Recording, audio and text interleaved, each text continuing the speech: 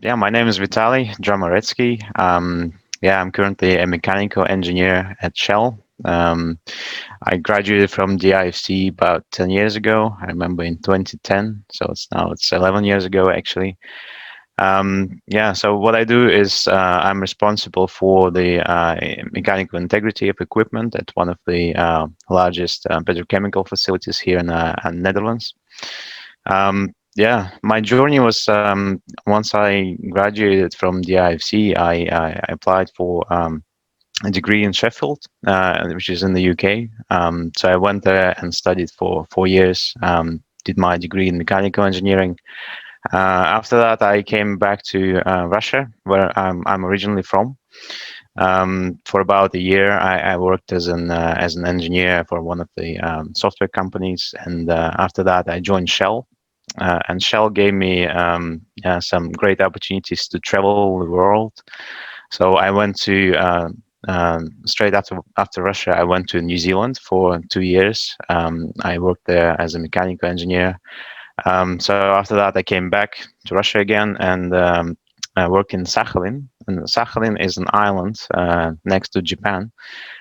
So I spent about a year working there and got tired of it pretty quickly, so decided to move on and yeah, found this job in the Netherlands. So it's been now 2 years since I started. Yeah, and so far I'm still here. That's my journey. Well, that was the golden ticket, I would say. So if I was yeah, to graduate from a Russian university, then probably the international companies like Shell, for example, they wouldn't yeah, take me as seriously as yeah, as I am as they did, because the language is the number one obstacle here. In Russia, they don't yeah, they don't teach English as much as you can imagine. So that's the number one benefit, and also the quality of education that I received in the UK is completely yeah, different from what you can get in Russia, for example. So I can feel that I was way ahead of the game, especially when I was yeah, applying for the same job with other people, because basically I could see the other applicants because we had a recruitment day. So all the graduates, they came at the same time, and then we were assessed in the same way. So I could also say yeah, try to benchmark myself against the others, and I could see that yeah, there are great differences between myself and people from who graduated from the Russian universities. So I loved it, to be honest. To be honest, I didn't have a lot of money to travel around Ireland because I was a student at the time, so I didn't get to see much of it. But I really want to come back and do it because I recall that all of my friends from yeah, other backgrounds, they managed to travel around the country like during the whole year, and they had great experiences. So I wanted to come back and do it, but I was so busy at the time also with my studies. I wanted to get yeah, you know, the greatest grades I can, and yeah, apply for the best university I can. So but I enjoyed it a lot, maybe except for the weather, but that's the common problem for this part of the world, I guess. Um, yeah, but I like the Dutch, sorry, not the Dutch, but the Irish culture so much, especially the pub nights, which I guess not happening anymore. But back in the days, that was yeah, a spectacular seeing every Friday night, which I would like to participate in.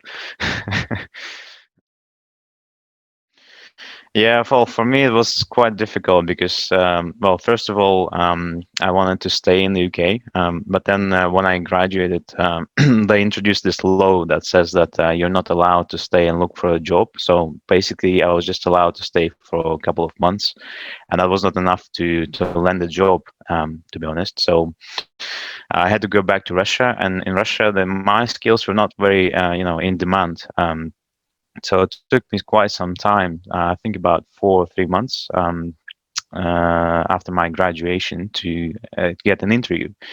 So, but yeah, as soon as I left Russia, my skills yeah became more let's say in demand by yeah the line of business where I am now. So now I can move positions very easily. Yeah, well, that's the foundation of yeah my skills at the moment. Because first, when you go to university, as I understood how it works, that you build a base, and then once you start working, you realize that that base is not enough to you know to execute certain job tasks, and you need to really build up that experience. So to me, the experience, the base that I made in Sheffield was just it was so perfect that I was yeah, it was very easy for me to get on doing things pretty fast in my job. So